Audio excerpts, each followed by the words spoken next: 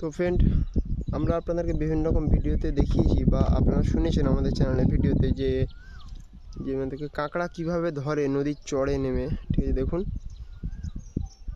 এইসব চড়ে যে গর্তগুলো আছে না, এইসব গর্তগুলোকে হালকা করে কোদাল দিয়ে খুলে এবং হাতে যে সিকটা আছে, যে রডটা, ওই রডটা ঢুকিয়ে কাঁকড়া তোকে টেনে বার করে। ঠিক আছে, এইভাবে কিন্তু সুন্দরবন জঙ্গলে অনেকে কাঁকড়া ধরে। ঠিক আছে, দেখুন ওখানেও একজন ধরছে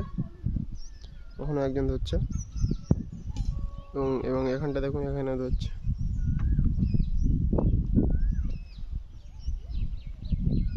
এখান থেকে গর্ত খুঁজে